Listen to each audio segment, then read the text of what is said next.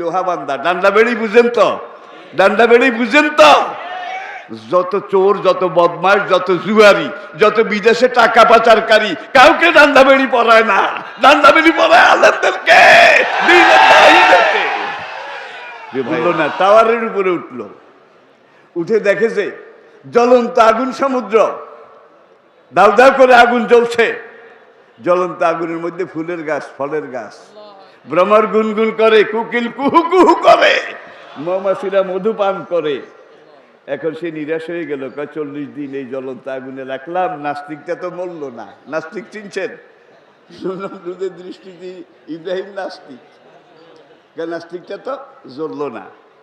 এইবার সে এসে সিংহাসনে বসে লোকদেরকে পাঠালো, তোরা কোন রকম কায়দা করে আগুন একটু কমাইয়া টমাইয়া ইব্রাহিমের আমার সামনে নিয়ে আয়।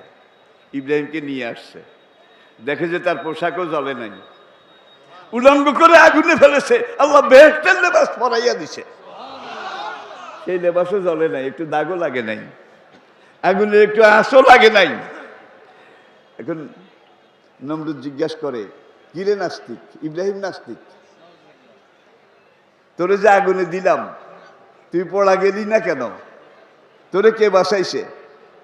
ইব্রাহিম ছোট্ট করে কে, আমার উপর আল্লাহ, আমার উপর আল্লাহ, রব্বুস সামাওয়াতি ওয়াল আরদ ওয়া মা বাইনাহুমার রহমান লা ইয়ামলিকু। তিনি মহিয়ান গরিয়ান, তিনি রহিম ও রহমান। কামার উপর আল্লাহ বাসাইছে? কয় তোর উপর আল্লাহর খোঁড়া নিতে আমি একবারে বিরক্ত হয়ে গেছি।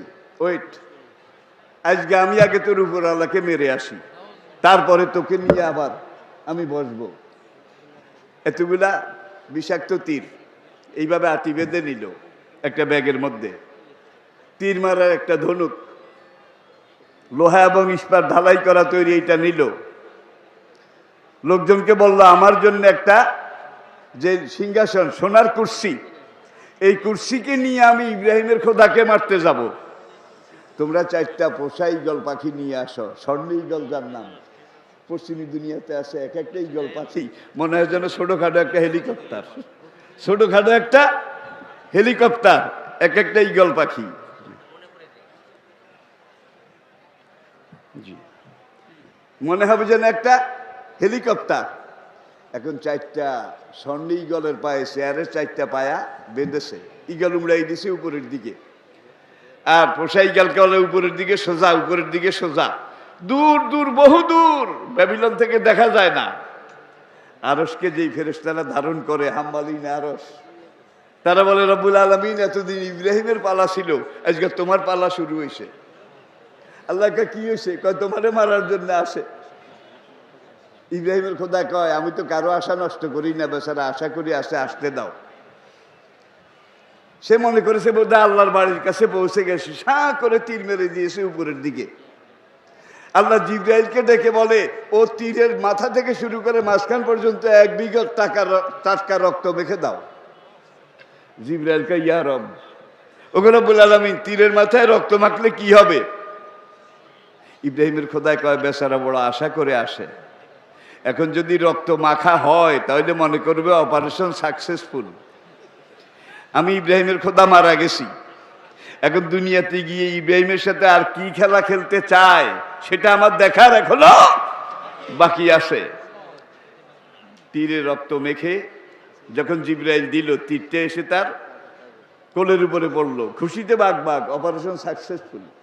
ইব্রাহিমের খোদা মারা গেছে। তাড়াতাড়ি ব্যাবিলনে ফিরে এসে কে ইব্রাহিমরে লই আয়। ভাই হাত বাঁধা, লোহার শিকল দিয়ে পা বাঁধা, আবার গলার সাথে একটা চেইন দিয়ে এখানে একটা ওজনের লোহা বাঁধা। ডান্ডা বেড়ি বুঝেন তো? ডান্ডা বেড়ি বুঝেন তো? যত চোর, যত বদমাশ, যত জুয়ারি, যত বিদেশে টাকা পাচারকারী, কাউকে ডান্ডা বেড়ি পরায় না। ডান্ডা বেড়ি পরায় আলেমদেরকে, দ্বীনের দায়ীদেরকে। যে ভাইরা, আমি সময়কে নিয়ে কথা বলছি, বাস সময় নষ্ট করা যাবে না, আমার সময় শেষ। হ্যাঁ, সময় নষ্ট করা যাবে না, শুধু বুঝে নেন, শুধু বুঝে নেন। এখন ইব্রাহিমের ডান্ডা বেড়ি, তাহলে আমাদেরও যদি ডান্ডা বেড়ি আসে তাহলে এটা আল্লাহর নেয়ামত, এটা আল্লাহর নেয়ামত, ঠিক কিনা বলেন? আমরা ইব্রাহিমের পথে অটল অনড় অবিচল ভাবে আসি। এখন ইব্রাহিমকে আনলো অনেক কষ্ট করে, এই লোহার বেড়ি এটাকে টেনে টেনে নমরুদের দরবারে বাবায় কম বাবায় মিল্লাত তাকে বন্দি অবস্থায় হাজির করা হলো। নমরুদ এবার ওই রক্তমাখা তীরটা বাইর করে, বাইর করে এই দিকে দেখ, তোর উপর আলারে মেরে আসছি, দেখছ ঢুকছে কদ্দুর, নোয়াখালীরা কয় রে নিচে হান্দাইছে কদ্দুর, ওই রক্ত দেখায় আর কি, তোর উপর আলারে মেরে আসছি। ইব্রাহিমকে রব্বুল আলামিন বদমাসটার সাথে এমনিই পারি না, তুমি আবার ডকুমেন্ট দিয়া দিলা। আল্লাহু আকবার। আল্লাহ চাইছে কদ্দুর যাইতে চায়, আমি সুযোগ দিলাম, আসেন। কামিন নবীন কাতালা কোতেলা মাহমুর রব্বিউনা কাসির। কত নবী কত যুগে দ্বীনের জন্য জীবন দিয়েছেন, কত নবী দ্বীন কায়েম করতে গিয়ে শাহাদাত বরণ করেছেন, আর নবীদের কত সঙ্গী সাথী। দেখেন উহুদের যুদ্ধের দিন বেলালের শরীরে যত পশম তার চেয়ে বেশি জখম, বুক যখন আর জায়গা নাই, তীর ধনুক ধারালো পাথর জর্জরিত রক্তে রঞ্জিত, পিঠটা শত্রুদের দিকে ফিরাই দিয়ে জখমি বুকটা নবীর বুকের সাথে লাগাই দেন। নবী বলে, মা বালুকাইয়া বুনাইয়া, বাবা বেলাল রে, আমি নবীকে বাঁচানোর জন্য তুই নিজকে এইভাবে শেষ করে দিলি। বেলাল বলে, আল্লাযী নফসি বিয়াদিহি, ওই আল্লাহ জাতে পাকের কসম করে বলছি, রক্ত গেলে গেছে, জখম হলে হয়েছি। বেলালের শরীরে এখনো রক্তের ধারা প্রবাহিত হচ্ছে। বেলালের যেই পর্যন্ত এক বিন্দু জীবন থাকবে, আল্লাহর নবীর গায়ে একটা কাটার খোঁচাও আমি লাগতে দেব না। দেখেন ইসলামী আন্দোলন, বাতিল তাদেরকে প্রতিরোধ কিভাবে তারা করেছেন। উহুদ পাহাড়ের পিছন দিক থেকে একটা আওয়াজ আসলো, কাদ কোতেলা মোহাম্মদ, কাদ কোতেলা। ওলামাই কেরাম জানেন ইবলিস এটা রটায়, মক্কার গলিতে গলিতেও রটাইছে। এক সাহাবী আনাস ইবনে নদর, সেই আনাস ইবনে মালিক না, আনাস ইবনে নদর রাদিয়াল্লাহু তাআলা আনহু, যখন উপর থেকে বলল আইনা মোহাম্মদ, আইনা আবু বকর, আইনা ওমর, ওসমান, আলী, নবী বললেন তোমরা চুপ থাকো, কোনো জবাব, নো রিপ্লাই। মুসলমানদের পক্ষ থেকে, নবীর পক্ষ থেকে কোনো জবাব নাই। ওরা এবার হাততালি দেয় আর কয়, কুল্লুহুম কাদ কোতেলা। কয় মোহাম্মদও নাই, আবু বকর, ওমর, ওসমান একজনও নাই, সব শেষ। থাকলে নিশ্চয়ই জবাব দিত। তখন আনাস ইবনে নদর একটা তলোয়ার হাতে করে পাহাড় বাইয়া উঠে উহুদ পাহাড়ের পিছনে যেখান থেকে ওরা ডাক দেয় সেই দিকে যায়। আহত নবী, এত রক্ত গেছে, শরীরটা ফ্যাকাশে হয়ে গেছে। নবী যখন দেখলেন আনাস ইবনে নদর এইভাবে পাহাড় বেয়ে উঠে ওদেরকে চ্যালেঞ্জ করতে যায়, নবী বললেন দাহু, তাকে ডাকো। সে একা এইভাবে অলা তুলকু বেআইদিকুম ইলা তাহলুকাতে, এইভাবে সে মৃত্যুর দিকে এগিয়ে যাচ্ছে, কেন ডাকো। এক সাহাবী গিয়ে ডাক দিলেন, ইয়া আখি তাল, ইয়া আখি ইরজি, ভাই ফিরে আসো, ফিরে আসো, আল্লাহর নবী তোমাকে ডাকছেন। আনাস ইবনে নদর বলেন, আল্লাহর কসম, উহুদ পাহাড়ের পিছনের দিক থেকে আমি বেহেশতের সুগ্রাম পাচ্ছি। নবী আবার বললেন তাকে ডাকো। আরেক সাহাবী পিছন দিয়ে কদ্দুর উঠে ডাক দিলেন, ভাই ফিরে আসো, নবী তোমাকে ডাকছেন। আনাস ইবনে নদর বলে, আল্লাযী নফসি বিয়াদিহি, ওই আল্লাহ জাতে পাকের কসম করে বলছি যার হাতে আমার জীবন, আল্লাহর কসম, উহুদ পাহাড়ের পিছন দিক থেকে আমি বেহেশতের ঘ্রাণ পাচ্ছি, বেহেশতের হুর গেলবানের আওয়াজ শুনতে পাচ্ছি।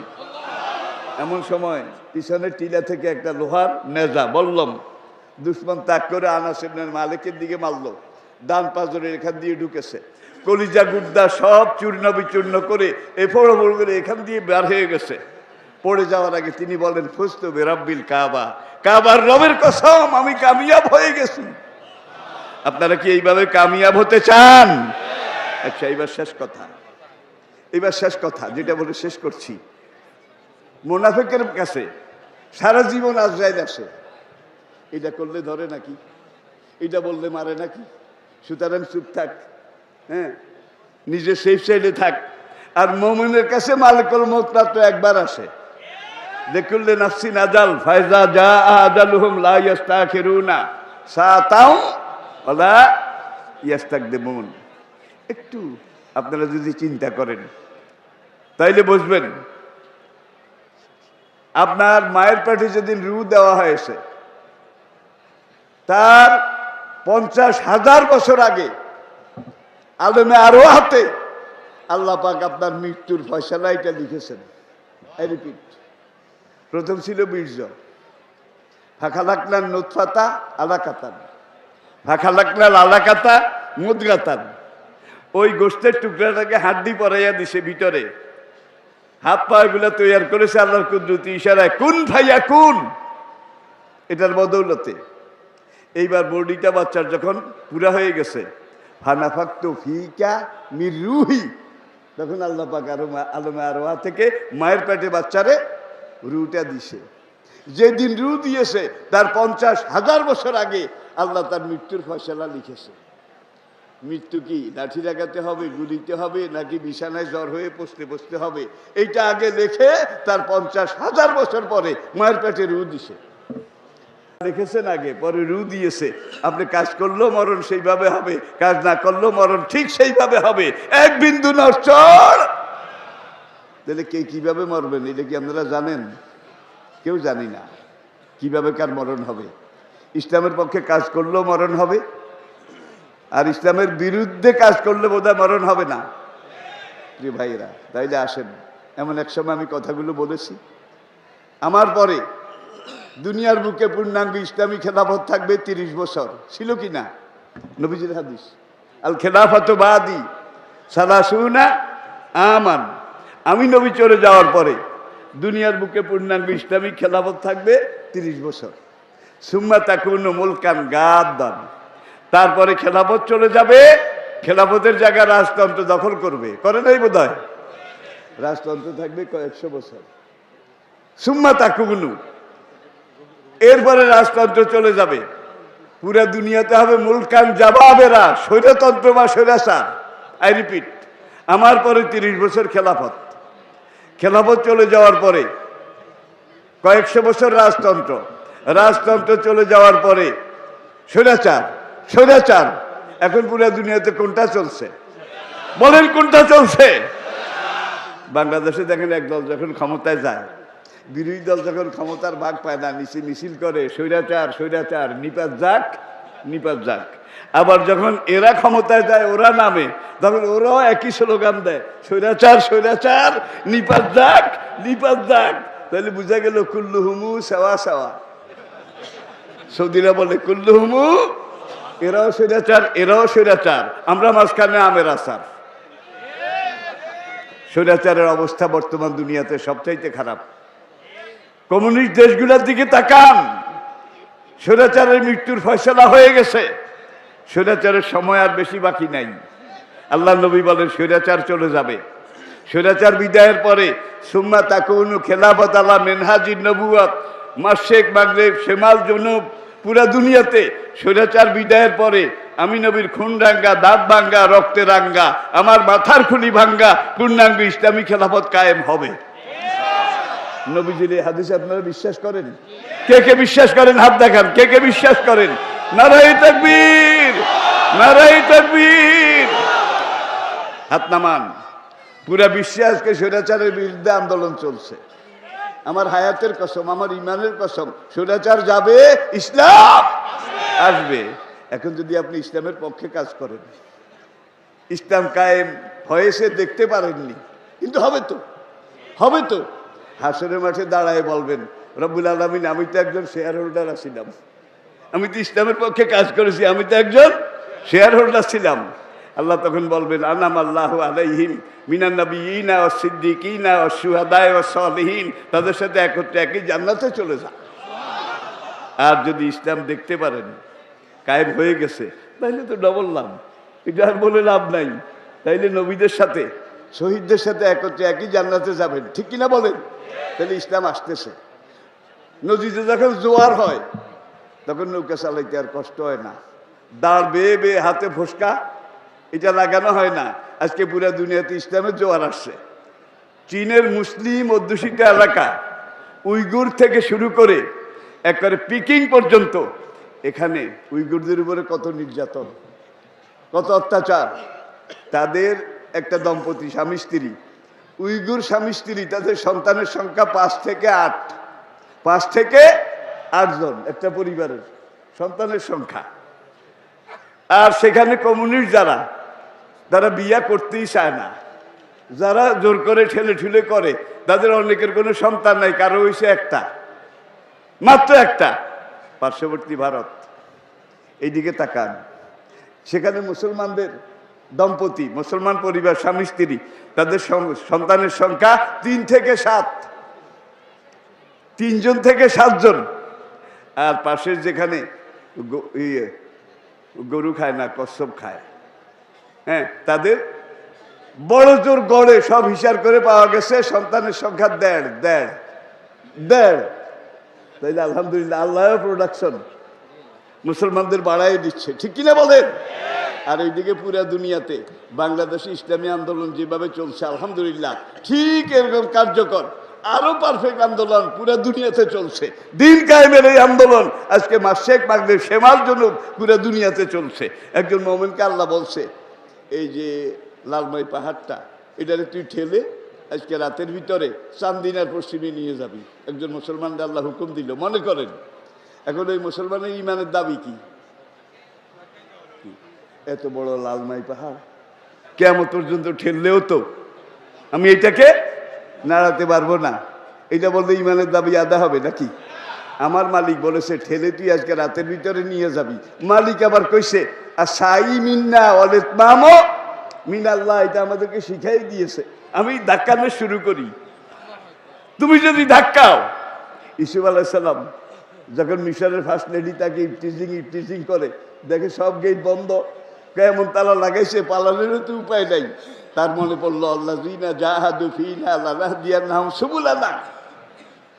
আবার আরেক আয়াত, কানা হাক্কান আলাইনা নাসরুল, খাটের উপর থেকে লাফ দিয়া পড়ছে, 10টা গেট আল্লাহ খুলে দিয়েছে। কি যাওয়ার তার সময় নাই, একদিনে বেশি কথা বলা চলে না প্রিয় ভাইয়েরা। তাইলে আপনি ইসলামের পক্ষে কাজ করলেও ইসলাম আসতেছে, আর যদি আপনি বলেন দেশ খারাপ, সময় খারাপ, তাইলে আপনি মুনাফিক। মুনাফিক শুধু মুসলমানের মধ্যে আসে ভাই, কাফেরের মধ্যে মুনাফিক নাই। যারা কাফের সলিড কাফের, ঠিক কিনা বলেন? কোরআনে 3 রকমের মানুষের কথা আল্লাহ বলেছেন।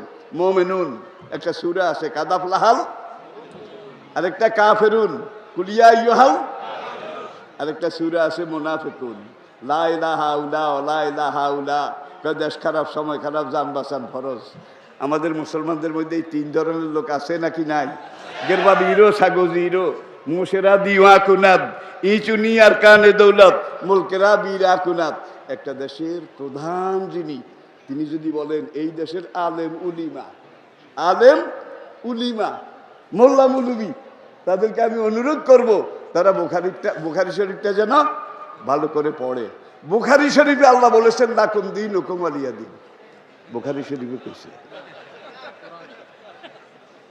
একই বক্তৃতা আবার তিনি বলেছেন এই দেশের ধর্ম ব্যবসায়ী আলেম উলিমা, তাদেরকে আমি আবারও অনুরোধ করব তারা যেন বুখারী শরীফটা ভালো করে পড়ে।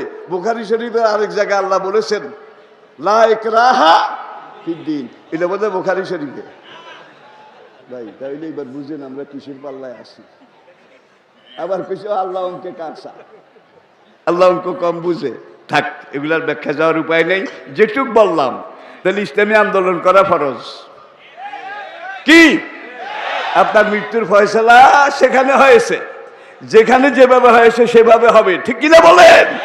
তাইলে আল্লাহ দ্বীনের পক্ষে আমরা কাজ করে যাব, স্বার্থবহ অর্থবহ ইসলামী আন্দোলন করে যাব। দায়ী আল্লাহ হিসাবে যতদিন বেঁচে আছি আমরা দায়িত্ব পালন করে যাব। আল্লাহ আমাদেরকে বোঝার তৌফিক দান করুন।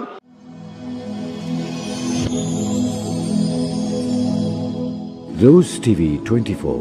Enjoy by listening to the Holy Quran.